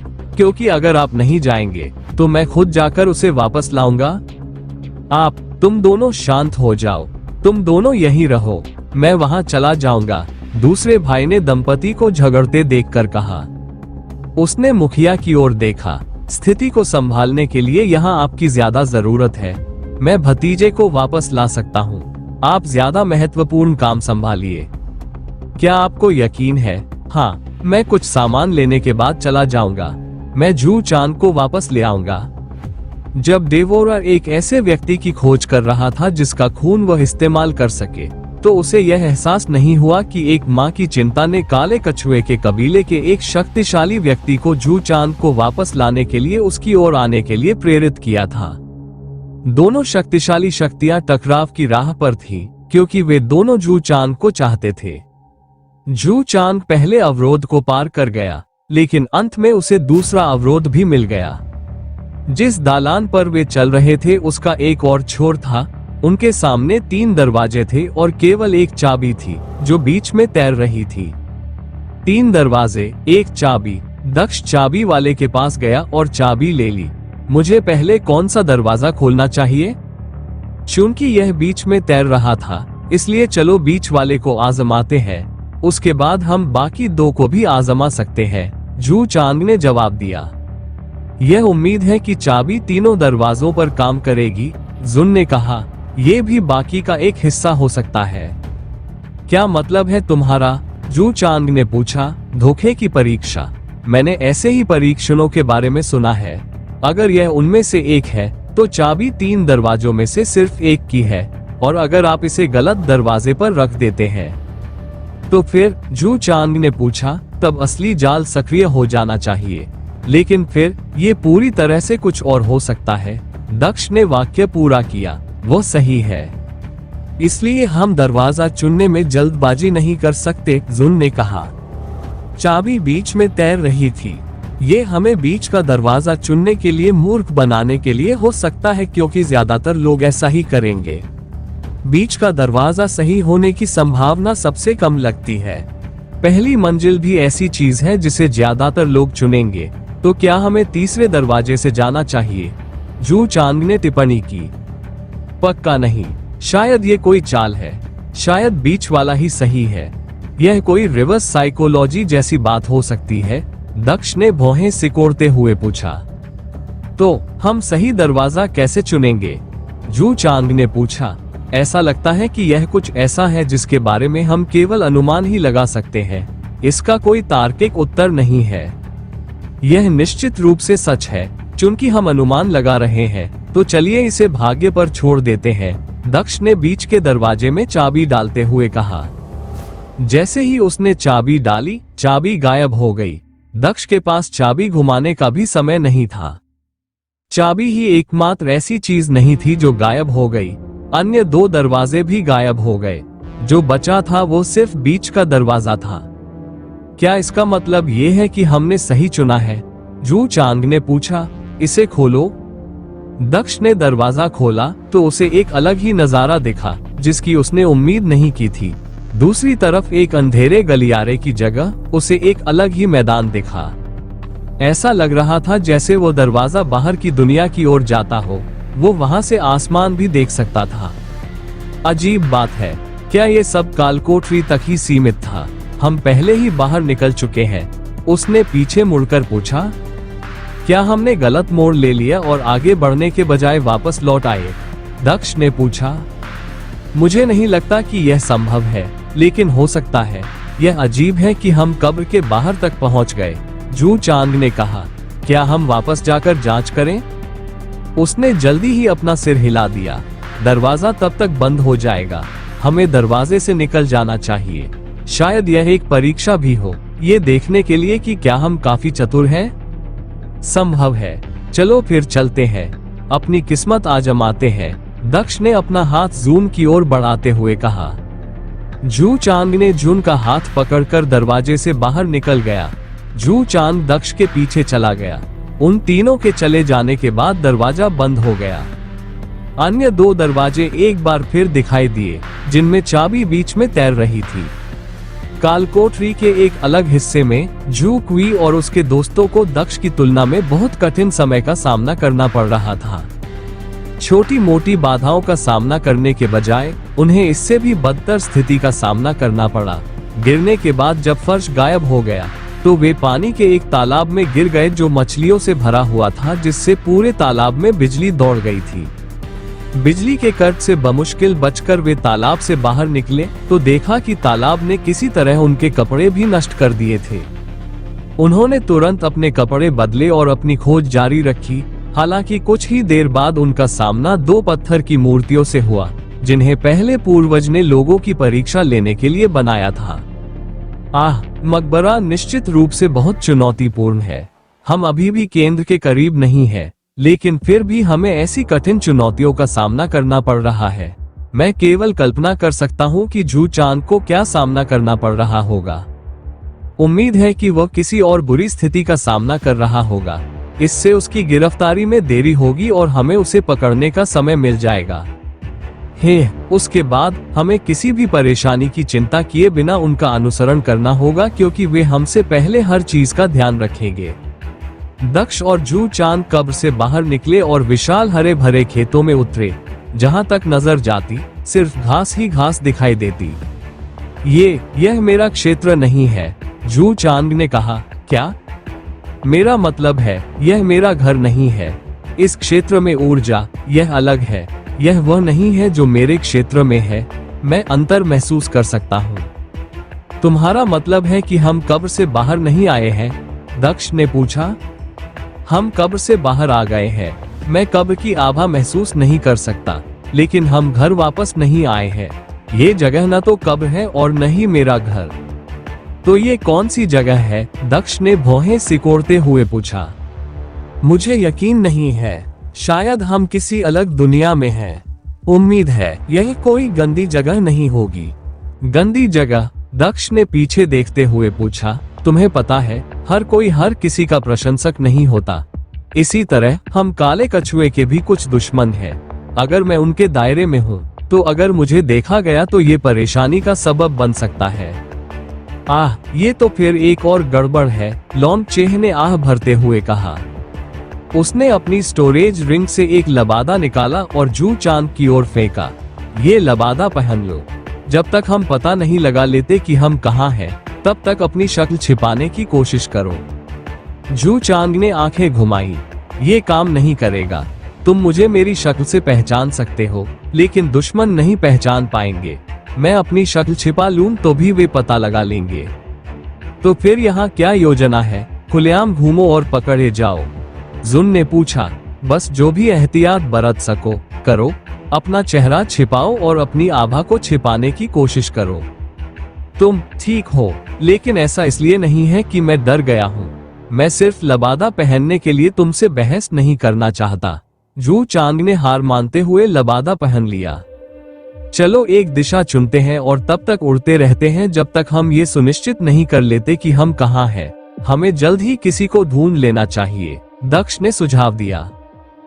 ठीक है, मैं यही रास्ता सुझाता हूँ, तीनों ने अलग अलग रास्ता चुनते हुए कहा। ठीक है, तो फिर हम उसी दिशा में चलेंगे, दक्ष ने निश्चय किया और वह दिशा चुनी जिसे किसी ने नहीं चुना था। दक्ष ने एक दिशा पूरी की और उड़ना शुरू कर दिया। जुन उसके पीछे रहा। जू चांद ने जुन की रक्षा करने और खुद को कुछ हद तक छुपाने के लिए पीछे की ओर कदम बढ़ाया। जैसे ही वे हरे भरे खेतों से गुजरे, दक्ष ने दूर से किसी को देखा। ये पहली बार था जब उसने किसी को यहाँ देखा था और उस व्यक्ति के चेहरे की बनावट जू चांद और काले कछुए से अलग थी। इससे दक्ष को यकीन हो गया कि यह वो जगह नहीं थी जहाँ से वो कब्र में आया था। उसने उड़ना बंद कर दिया। मैंने किसी को देखा। यह एक लड़की है, हमारी ही उम्र की लग रही है। सफेद बाल और हल्की नीली आंखें। उसने सफेद गाउन पहना हुआ है। कोई जानकारी? मुझे देखने दो। हालांकि ये विशेषताएं मुझे किसी की याद दिलाती है। जू चांद दक्ष के करीब गया और दूर से लड़की को देखा। यह वही है, हालांकि इसका भी कोई मतलब नहीं है। ये कैसे संभव है? तुम उसे पहचानते हो? दक्ष ने पूछा। हाँ, वह आइस फीनिक्स वारिस है, रानी की इकलौती बेटी और खुद भावी रानी। तुम यहाँ क्या कर रही हो? जू चांद ने भौहें सिकोड़ते हुए कहा। क्या ये जगह उसका घर नहीं है? दक्ष ने पूछा। अगर यह स्नो फीनिक्स का क्षेत्र होता तो ये जगह इतनी गर्म क्यों होती? यह एक अलग जगह है, जू चांद ने भौहें सिकोड़ते हुए कहा। क्या हम उससे बात करें? दक्ष ने पूछा। मुझे नहीं मालूम। हमारी पहली मुलाकात के बाद से ही वह मुझसे बहुत ज्यादा प्रभावित नहीं हुई, जू चांद ने व्यंग्यात्मक ढंग से मुस्कुराते हुए कहा। पिछली मीटिंग में क्या हुआ? तुमने क्या किया? जू चांद ने आह भरते हुए कहा। मैंने कुछ नहीं किया। मैंने बस उससे मुकाबला किया और अपना सर्वश्रेष्ठ। हेलो दोस्तों, ये हमारा वीडियो है। वीडियो को आप ले सकते हैं, हमें कोई समस्या नहीं है। नॉवेल ऑफ किंग चैनल को सब्सक्राइब करें, तो लाइक, शेयर और ज्यादा से ज्यादा कमेंट करना। अगले पार्ट के लिए धन्यवाद। यह आखिरी टूर्नामेंट था जिसमें मेरा उससे मुकाबला था। मैंने उसे हरा दिया। उसने गहरी सांस ली। फिर भी वो अकेली है, हम उसे जवाब देने के लिए मजबूर तो कर ही सकते हैं। अगर जरूरत पड़ी तो हम उसे मजबूर भी कर सकते हैं। चलो एक पल रुकते हैं, ऐसा लगता है कि वो कुछ ढूंढ रही है। हमें पहले देखना चाहिए कि वो क्या ढूंढ रही है। दक्ष ने जू चांद को रोकते हुए उसे याद दिलाया। उन दोनों ने देखा कि लड़की कुछ खोदने के लिए जमीन खोद रही थी। लड़की ने पहले ही ज्यादातर जमीन खोद ली थी। खेत के चारों तरफ गड्ढे नजर आ रहे थे। थोड़ी देर खुदाई करने के बाद लड़की रुक गई और गड्ढे से बाहर निकलकर जमीन पर आ गिरी। उसके हाथ में एक चाबी थी जो सुनहरी रोशनी में चमक रही थी। मुझे नहीं पता कि वो यहाँ क्यों है, लेकिन वो सुनहरी चाबी इससे संबंधित होगी। अगर हमें उससे जवाब चाहिए तो चाबी से बड़ी प्रेरणा और क्या हो सकती है? दक्ष मुस्कुराया। अब जब वो जानता था कि लड़की पर कैसे प्रभाव डाला जाए, तो वह आइस फीनिक्स के ठीक सामने टेलीपोर्ट हो गया। हो क्या? आइस फीनिक्स को उम्मीद नहीं थी कि कोई और उसके आसपास होगा, जिससे उसने अपनी सतर्कता कम कर दी। जैसे ही दक्ष उसके सामने आया, वो खुद को बेहद हैरान पाया। इससे पहले कि वो स्थिति को समझ पाती, उसने एक आदमी की गहरी आंखें देखी जो गायब हो गई। वो आदमी जितनी तेजी से आया था उतनी ही तेजी से चला गया, लेकिन वह अकेला नहीं गया। वो चाबी लेकर चला गया। चोर, चाबी लौटा दो, वो चिल्लाए। तभी उसके चारों ओर हजारों क्रिस्टल के टुकड़े प्रकट हो गए जो हर दिशा में उछल रहे थे। उस समय तक दक्ष पहले ही जू चांद के पास आ चुकी थी, जिन्होंने खुद को बचाने के लिए अपना बैरियर लगाया। जू चांद ने मुस्कुराते हुए कहा, आखिरी बार मैंने उसे इस तरह पागल होते हुए तब देखा था जब मैंने उसे हराया था। चाबी उसके लिए वाकई बहुत महत्वपूर्ण होगी। ऐसा ही लगता है, ये बहुत अच्छा भी है। ये चाबी जितनी कीमती होगी, वो उतना ही अधिक हमें उत्तर देने के लिए तैयार होगी, दक्ष ने कहा। जब तक वो इतनी पागल न हो जाए कि चाबी की परवाह करना छोड़ दे और हम सबको मारने के लिए हम पर आक्रमण न कर दे, जुन ने व्यंग्यपूर्वक मुस्कुराते हुए कहा। खैर, वो हमें नहीं मार पाएगी, चिंता मत करो। वो इतनी ताकतवर नहीं है, जू चांद ने हंसते हुए जवाब दिया। बर्फ की फीनिक्स आसमान में ऊंची उड़ान भर रही थी और इधर उधर देखने लगी। कुछ ही देर में उसने देखा कि दक्ष और जू चांद दूर से आपस में बात कर रहे थे। जू चांद, तो इसके पीछे तुम ही हो। तुम कितना गिर गए हो, अब तुम चोरी करने पर उतर आए हो। यू ई लिंग, तुम भी यहाँ हो, क्या आश्चर्य है, जू चांद ने जवाब दिया। वैसे भी मेरी याददाश्त थोड़ी कमजोर है। इस जगह का नाम फिर क्या था? मुझे परेशान करना बंद करो, सिर्फ इसलिए कि तुम पिछली बार जीते थे। तुम्हें लगता है कि तुम कुछ भी कर सकते हो। तुम्हें लगता है कि तुम मुझे मूल मंदिर में धमका सकते हो। तुम पागल हो गए हो। अगर तुम चाबी नहीं लौटाओगे तो तुम मेरा क्रोध देखोगे। क्रोध? मुझे वास्तव में आपके क्रोध की परवाह नहीं है, लेकिन इस जगह को मूल मंदिर कहना, ये तो बस जमीन का एक टुकड़ा है। आप मूल मंदिर कहाँ देखते हैं? जू चांद ने पूछा, लेकिन जल्द ही वो गंभीर हो गया क्योंकि उसे कुछ याद आ रहा था। क्या ये वास्तव में मूल मंदिर नहीं है? मैंने हमेशा यह मान लिया था कि यह अन्य मंदिरों की तरह ही होगा, बस अधिक पौराणिक पैमाने पर, लेकिन एक संपूर्ण क्षेत्र होगा। उसने भौहें सिकोड़ी। आह, तो ये स्थान मूल मंदिर का क्षेत्र है। कोई आश्चर्य नहीं, जून को भी कुछ बातें समझ में आई। इस बार उलझन में पड़ने की बारी दक्ष की थी। क्या मुझे पूछना होगा या तुम खुद ही समझा दोगे? मूल मंदिर वह स्थान है जहां मूल जानवर जीवन में आए थे। पहले दो ईश्वरीय पूर्वज जानवर, जिनसे अन्य सभी जानवर आए थे। ऐसा कहा जाता है कि दोनों पूर्वज जानवर यहाँ सद्भाव से रहते थे। ये तब तक होता रहा जब तक कि दो पूर्वज देवता, जिन्होंने दो जानवरों को बनाया था, दुश्मन नहीं बन गए और लड़ाई शुरू नहीं कर दी। वे गायब हो गए, लेकिन पूर्वज जानवरों ने भी गायब होने से पहले लाखों वर्षों तक अपनी लड़ाई जारी रखी। मूल मंदिर उनके पहले घर जैसा है। अगर यह जगह है तो हम निश्चित रूप से एक महत्वपूर्ण जगह पर आए हैं, लेकिन यह वास्तव में बहुत बुरा हो सकता है क्योंकि यह जगह से संबंधित है। यहाँ कुछ भी हो सकता है। पहला पैतृक जानवर, दक्ष ने भौहें सिकोड़ते हुए कहा। उसने धीरे से अपनी स्टोरेज रिंग की ओर देखा। पैतृक असंख्य जानवर के दुश्मन, जिन्हें हाँ, हमें यहाँ सावधान रहना होगा। जुन ने दक्ष से कहा, यह एक बहुत ही महत्वपूर्ण जगह है और यहाँ निश्चित रूप से बहुत सारे खजाने होंगे, लेकिन इसमें उतने ही खतरे भी होंगे। दक्ष और जून अपनी बातचीत में डूबे हुए थे, जबकि जू चांग आइस फीनिक्स के साथ अपनी बातचीत जारी रखे हुए था। क्या ये सचमुच मूल मंदिर है, पवित्र भूमि? तुम यहाँ कैसे आए और तुम जमीन क्यों खोद रहे थे? जू चांग ने पूछा। क्या तुम सच में नहीं जानते? क्या तुम्हारे पिता ने तुम्हें नहीं भेजा? युई लिंग ने भौहें सिकोड़ते हुए पूछा। क्या तुम उनकी अनुमति के बिना यहाँ आए हो? पहले मुझे जवाब दो। हाँ, तो मैं सही कह रही हूँ। तुम्हें अभी भी इस जगह के बारे में नहीं पता। तुम बिल्कुल वैसी ही हो जैसी मैं कुछ हफ्ते पहले तक थी। बहुत भोली हो। युई लिंग ने जू चांग की तरफ ऐसे देखा जैसे वह उसे नीचे देख रही हो। आप जवाब दे रहे हैं या नहीं? ऐसा लगता है कि आप वास्तव में अपनी चाबी वापस नहीं चाहते हैं। जो भी हो, मैं इसे रख लूंगा। अगर तुम्हें जवाब चाहिए तो तुम्हें मुझे चाबी देनी होगी, युई लिंग ने जू चांग से कहा।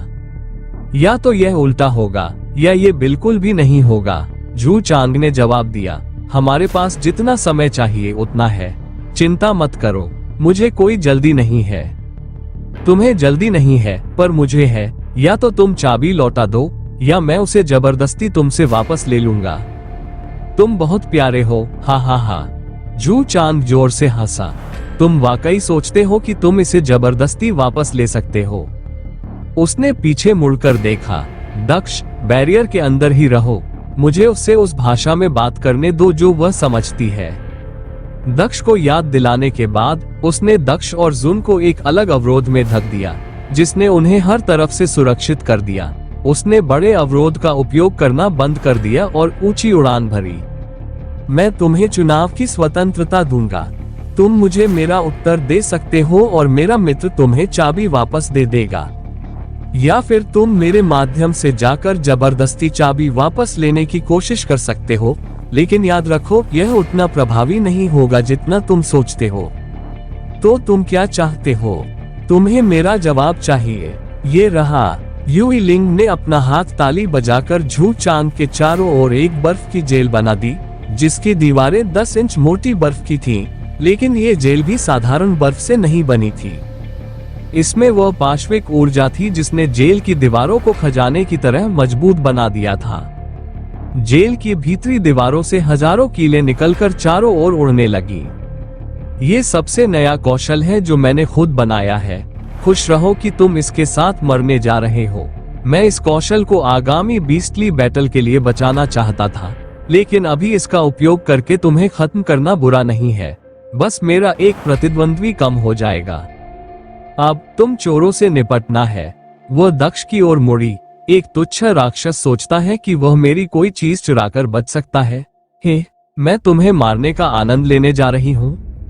मुझे आश्चर्य है कि उसकी सबसे बड़ी गलती क्या है। जू चांग को कम आंकना या आपको कम आंकना, जुन ने अपना सिर हिलाते हुए कहा। फिलहाल वो उसे कम आंक रहा है। उसने अभी तक मुझ पर हमला नहीं किया है और मुझे संदेह है कि वह उसे मुझ पर हमला करने देगा भी या नहीं। लेकिन अगर वह किसी तरह हमला करती है तो मैं उनमें से एक को मारने के लिए आइस फीनिक्स का भगोड़ा बन सकता हूँ, दक्ष ने आलस से कहा। ये बहुत बुरा है कि वह एक आइस फीनिक्स है और असली फीनिक्स नहीं है, अन्यथा उसे बाहर निकालना उचित होता। उन्होंने आगे कहा, एक तीर से 2 लोग मारे जा सकते थे। युई लिंग का चेहरा अनिच्छा से फड़कने लगा जब उसने दक्ष के शब्द सुने। वो उसके बारे में ऐसे बात कर रहा था जैसे वह कोई कीड़ा हो जो उसके पैरों तले कुचले जाने की कोशिश कर रहा हो। वो समझ नहीं पा रही थी कि इस आदमी को इतनी हिम्मत कहां से मिल रही है। तुम सच में मौत को दावत दे रहे हो? मुझे तुम्हारी इच्छा पूरी करने दो। वह दक्ष की ओर उड़ने लगी। बूम! जैसे ही युई लिंग आधे रास्ते पर पहुंची, उसकी बर्फ की जेल टूट गई और उसके टुकड़े सभी दिशाओं में उड़ गए। ये निश्चित रूप से बहुत अच्छा था, बिल्कुल भी बुरा नहीं। जब से मैंने तुम्हें आखिरी बार देखा था तब से तुम वाकई बड़े हो गए हो, जू चांग ने अपने कपड़े थपथपाते हुए कहा। आप सुरक्षित कैसे हैं? सुरक्षित? जू चांग ने पूछा। मुझे मत बताओ कि तुम वाकई उम्मीद कर रहे थे कि वह चीज मुझे मार डालेगी। मैंने सोचा था कि यह सिर्फ मुझे देर करने के लिए है। अगर उसका काम मुझे विलंबित करना था तो ये बुरा काम नहीं है, लेकिन अगर उसका काम मुझे बर्बाद करना था तो उसने बहुत बुरा काम किया। मुझे लगता है कि मैंने बिना किसी कारण के आपकी प्रशंसा की। उसने आह भरी। तुमने मेरा मजाक उड़ाने की हिम्मत की। इतना गुस्सा मत हो। तुमने मुझे अपना नया हुनर दिखाया। चलो मैं भी तुम्हें अपना हुनर दिखाता हूँ, जू चांग ने उंगली चटकाते हुए जवाब दिया। युई लिंग के चारों ओर दर्जनों हरे भाले प्रकट हो गए, जिससे उसके चारों ओर एक जेल बन गई। तुम्हारे जैसा नहीं, यह कोई ऐसा हुनर नहीं है जो मैंने बनाया है, लेकिन बुरा भी नहीं है ना? अगर हम देरी करने की बात कर रहे हैं तो ये तुम्हें और भी ज्यादा देरी करवा सकता है। जू चांग हंसा। मैं इसे 5 मिनट देता हूँ, उसके बाद ही तुम इसे तोड़ पाओगे। बोलते बोलते उसने अपनी जेब से एक सेब निकाला और एक टुकड़ा खाया। जू चांग की हरकतों से युई लिंग और भी ज्यादा नाराज हो गई, क्योंकि उसे लगा कि ये हरकतें अपमानजनक है। युद्ध के मैदान में वो ये दिखा रहे थे कि वो लंच ब्रेक ले सकते हैं, क्योंकि प्रतिद्वंद्वी वास्तव में कमजोर था। जू चांग, मैं तुम्हें मार डालूंगी, लड़की गुस्से से चिल्लाई। उसने उन गोले पर हमला करना शुरू कर दिया जो उसके व्यक्तित्व का निर्माण कर रहे थे। उसके हमलों के बावजूद भाले नहीं टूटे, वे सिर्फ कमजोर होते गए। बिना रुके वो बार बार हमला करती रही। अंततः भालों में दरारें पड़ने लगी और वे टूटकर बिखर गए। 5 मिनट और 20 सेकंड, तुम मेरी अपेक्षा से धीमे थे, जू चांग ने आह भरते हुए टिप्पणी की। मुझे आश्चर्य है कि मैं इससे ज्यादा की अपेक्षा क्यों करता हूँ। तुम मर जाओगे, मैं अपनी जान की कसम खाता हूँ कि मैं आज तुम्हें मार डालूंगा। युई लिंग दहाड़ उठी। उसने अपना आत्मा हथियार पुकारना शुरू कर दिया। जू चांग और युई लिंग, तुम दोनों भी यहाँ हो। क्या तुम भी इसी काम के लिए यहाँ हो? फिर भी तुम अभी क्यों लड़ रहे हो? हम अभी तक मंदिर के अंदर भी नहीं पहुंचे हैं। युद्ध का मैदान तीव्र होता जा रहा था। तभी कहीं से एक शांत आवाज आए। दक्ष ने पीछे मुड़कर सोचा कि यह कौन है। आवाज पीछे से आ रही थी। जैसे ही उसने पीछे देखा, उसने जुन की आवाज सुनी। किलिन, वाकई दिलचस्प है। इस समय यहाँ बहुत सारे ईश्वरीय जानवर वारिस हैं। मुझे आश्चर्य है कि यहाँ क्या हो रहा है। ये सब संयोग नहीं हो सकता है। अगर यह संयोग नहीं था तो जू चांग को इस जगह के बारे में कैसे पता नहीं चल सकता? दक्ष ने पूछा, जब तक कि वह किसी कारण से दिखावा न कर रहा हो। मेरा मतलब उससे नहीं है। मुझे लगता है कि वह वास्तव में इसके बारे में नहीं जानता है। लेकिन क्या तुमने नहीं सुना? आइस फीनिक्स जानता है कि हम कहाँ हैं और वह क्या ढूंढ रही है। किलिन को भी कुछ पता है। कुछ बड़ा हो सकता है। मुझे यकीन नहीं है कि यह अच्छी बात है या बुरी, जुन ने उत्तर दिया। ये सच है। हमें जितना सोचा था उससे ज्यादा सावधान रहने की जरूरत है और हमें सच्चाई का पता लगाना होगा, क्योंकि अगर वे यहाँ हैं तो वे पता लगाने का कोई रास्ता ढूंढ रहे होंगे। मैं ऐसा नहीं होने दे सकता। दक्ष ने सहमति जताई। बाई गू, तुम भी यहाँ हो। आखिर इस जगह क्या हो रहा है? शायद तुम मुझे इस पागल लड़की से भी जल्दी जवाब दे सको। तुम कौन होते हो मुझे पागल कहने वाले? युई लिंग ने जवाब दिया। तुमने मेरी चाबी चुरा ली और मैं उससे वापस मांगने के लिए पागल हूँ? चाबी? तुम लोगों को एक चाबी मिल गई। बिल्कुल भी बुरा नहीं है। मुझे भी एक मिल गई। अब हमें बस एक और चाबी चाहिए, बाई गू ने मुस्कुराते हुए कहा। हमें नहीं मिली, मुझे मिली। उन्होंने मेरे हाथ से चाबी छीन ली, युई लिंग ने बाई गू को बताया। वह ऐसा क्यों करेगा? मेरा मतलब है, ऐसा नहीं है कि चाबी रखने से कोई लाभ होता है। वे बस चाबियां हैं जिनकी हमें प्रवेश करने के लिए आवश्यकता है। अंत में तीनों चाबियों का उपयोग करना होगा। कोई भी बिना चाबी के प्रवेश नहीं कर सकता, बाई गू ने जवाब दिया।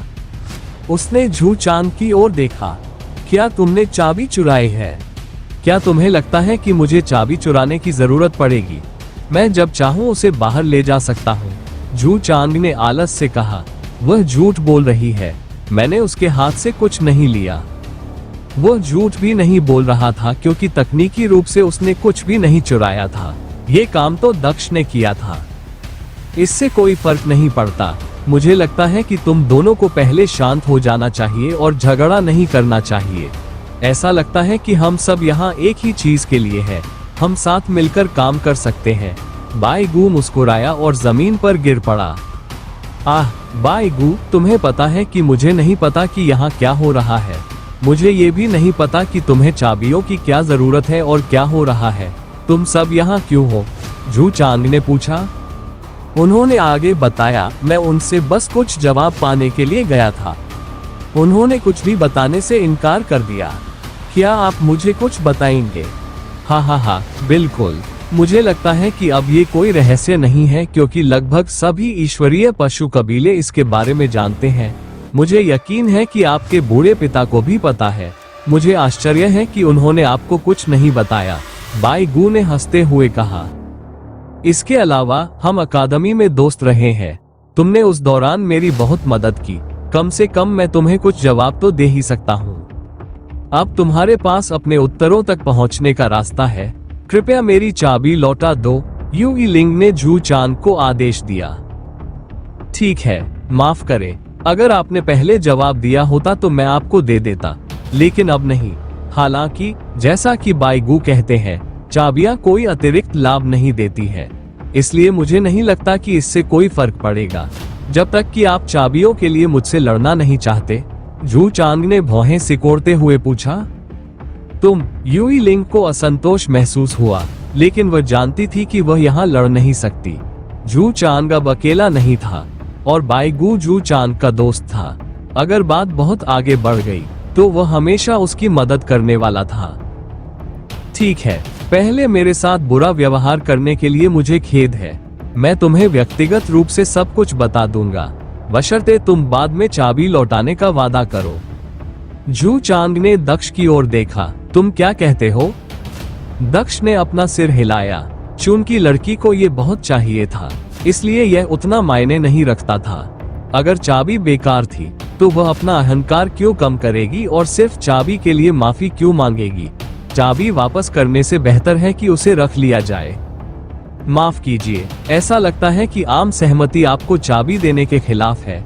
आप हमारे साथ रह सकती हैं या यहाँ से जा सकती हैं, लेकिन आपको चाबी नहीं मिलेगी, जू चांग ने महिला से कहा। तुम्हें इसका पछतावा होगा, युई लिंग ने कहा, इससे पहले कि वो उड़ जाती। जू चांग उसे जाते हुए देख रहा था। उसकी धमकी पर उसे आश्चर्य हो रहा था। लगता है वो तुम पर बहुत गुस्सा है, बाई गू ने जू चांग के कंधे को थपथपाते हुए कहा। सवाल ये होना चाहिए कि वो कब है ना? जू चांग मुस्कुराया। वैसे इस जगह का क्या मामला है? क्या तुम मुझे अभी बता सकते हो? आह, क्या मुझे तुम्हें यही बताना चाहिए? बाई गू ने दक्ष की ओर देखते हुए पूछा। चिंता मत करो, वो एक दोस्त है, मुझे उस पर भरोसा है। तुम कुछ भी कह सकते हो, जू चांग ने जवाब दिया। अब जब लड़ाई खत्म हो चुकी थी तो उन्होंने दक्ष के लिए बाधा भी हटा दी। तुम 10वें ईश्वरीय सितारे रहे होंगे, है ना? बाई गू ने पूछा। हाँ, वही जो हाल ही में सामने आया था। उसके बारे में क्या? जू चांग ने पूछा। तुम्हें पता है इसका क्या मतलब था? ये कि एक नया ईश्वरीय जानवर प्रकट हुआ है, जू चांग ने पूछा। यह निश्चित रूप से एक बड़ी बात है कि इस समय एक नया ईश्वरीय जानवर इस दुनिया में आया, लेकिन इसके बारे में क्या? तुम्हारा अनुमान गलत नहीं है। ऐसा सिर्फ तुमने ही नहीं सोचा था, बल्कि लगभग सभी ने यही सोचा था, बाई गू ने कहा। इसलिए लगभग हर कबीला नए जानवर को खोजने की कोशिश कर रहा था। मुझे लगता है कि ब्लैक टॉर्टोइस कबीले को छोड़कर सभी लोग, लेकिन मैंने सुना है कि तुम्हारा कबीला खोज में कुछ अन्य लोगों की मदद कर रहा था, उसने आगे कहा। उसे छोड़कर तुम्हें उस खोज का नतीजा पता है ना? हाँ, अभी तक कोई भी ईश्वरीय जानवर का पता नहीं लगा पाया है। ये कुछ अजीब बात है, इतने लंबे समय के बाद भी कोई भी इसे नहीं ढूंढ पाया। बिल्कुल, यही इस बारे में सबसे अजीब बात है। इतने लंबे समय से कोई भी नए ईश्वरीय जानवर का पता नहीं लगा पाया है, जो कि समझ में नहीं आता। अगर यह वास्तव में एक नवजात जानवर होता तो इसे ढूंढना आसान होता। क्या आप वही कहना चाह रहे हैं जो मैं सोच रहा हूँ? जू चांग ने भौहें सिकोड़ते हुए पूछा। हाँ, यह एक नया सिद्धांत है जो चारों ओर फैल रहा है। कोई भी नया ईश्वरीय जानवर छिपने में इतना अच्छा नहीं हो सकता। केवल अपनी शक्तियों में अनुभवी व्यक्ति ही ऐसा हो सकता है। इसका मतलब है कि यह कोई नया ईश्वरीय जानवर नहीं है जो पैदा हुआ है, बल्कि एक पुराना ईश्वरीय जानवर है जो जीवित हो गया है। बाई गू ने आह भरते हुए कहा। पुराना ईश्वरीय जानवर केवल 9 थे। कोई दूसरा कैसे हो सकता है? इसका कोई मतलब नहीं है, जू चांग ने कहा। हालांकि दक्ष को इस बारे में बुरा लग रहा था। वह जानता था कि लिटिल स्नो प्राचीन असंख्य जानवर है जो पहले पैतृक जानवरों में से एक था। 10वां सितारा शायद उसके लिए था। आप गलत हैं। हमेशा 9 ईश्वरीय जानवर नहीं थे। 9 पहले 2 ईश्वरीय जानवरों से आए थे जिन्हें हम पूर्वज जानवर कहते हैं। तुम्हारा मतलब है कि 10वां तारा इसलिए है क्योंकि एक पुश्तैनी जानवर वापस आ गया है। अगर यह एक पुश्तैनी जानवर था तो ये क्यों छिपा रहेगा? उन्हें जो कुछ भी चाहिए उसे नष्ट करने में सक्षम होना चाहिए। दक्ष ने उन्हें डराने की कोशिश करते